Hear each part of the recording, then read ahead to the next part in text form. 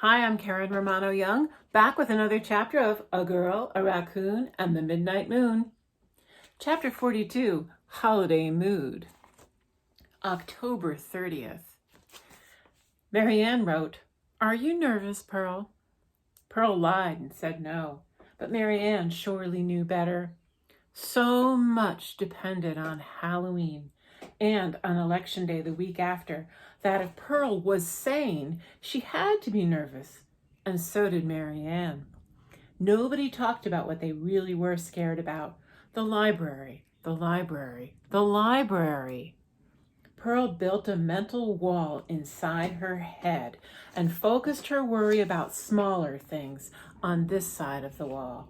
The raccoon costume, for one thing, and how she could get a hold of it, and what the evening would be like if she had to wear that crummy, headless horseman get-up. The Halloween howl, for another thing. Would there be enough people there to impress the mayor? Would the mayor even come? When Yoicks appeared in the garden, where Pearl and her mother were carving pumpkins, Pearl forced herself to push away her nervousness.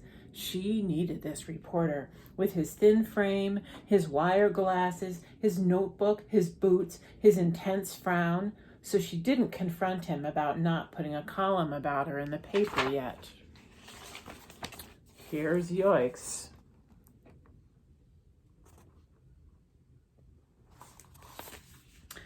"You're going to cover the howl, right?" she demanded, handing him a free ticket. The fact was, all the tickets were free, although in exchange for attendance, not a bad marketing ploy in itself. "We need the press," Pearl said, to encourage Yoicks. Let him bring up the unique New Yorker piece. But he didn't. He flopped on the library's back step as though he'd been stabbed through the heart. "If only I could do everything on my personal agenda. First things first, Pearl. Christopher Nichols, Nichols Construction, a builder whose building fell down. Now, why is a certain young girl interested in him?" "She's not the only one interested," said Mom. "He's a regular here, but we haven't seen him in 3 or 4 days. Pearl knew exactly how long. 5, she said. Since Gully had told her he had something on Mr. Nichols, he'd disappeared into thin air. He wasn't in the garden, and neither was his stuff, other than the wad of papers she wondered about but didn't touch. He wasn't on the loading dock behind the umbrella, and the umbrella wasn't there either." Yoicks tipped his head to one side, then went on. "This Christopher, or do you call him Chris?" "Mr. Nichols," Pearl said. "Is he the same guy who broke in?" "He got locked in," said Pearl. She dug out some slime from inside her pumpkin while Yoicks said nothing, but Pearl could feel him regrouping. "So what do you know about the William E. Quayle Birdcraft Museum case?" Yoicks said. "Case? That made it sound like there was a crime involved." Pearl sucked in her breath.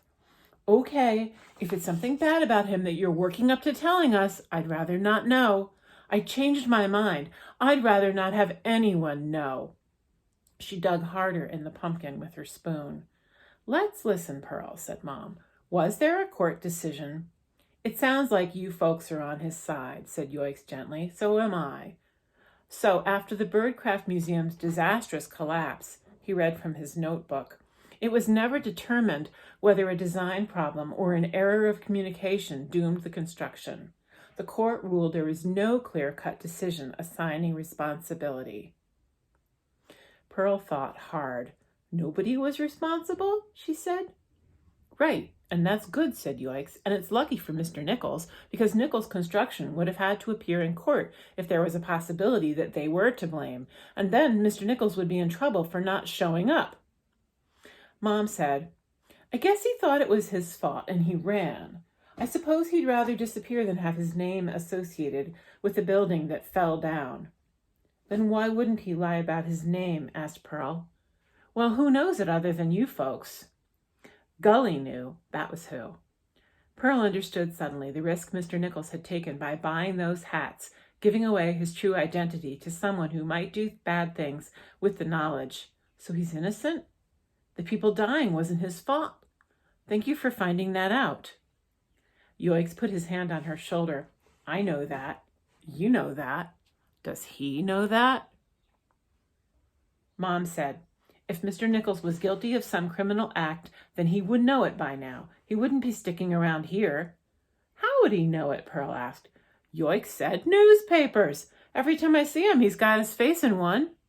Pearl couldn't help being impressed at Yoiks' observation skills. Then why is he still hiding? Homeless? Yoik said. Maybe he just feels bad about it anyway, said Pearl. Maybe he just doesn't know how to make a new start, said Mom. All Pearl could think about was that if the library closed, Mr. Nichols would spend every day out in the cold, which was where he was now, wherever he was. An anonymous sidebar. Anonymous is a word some people use instead of their name because they don't want the credit or blame for what they write or draw or do. Anonymous nouns, alligators, teenage punks, homeless, are scary in their namelessness.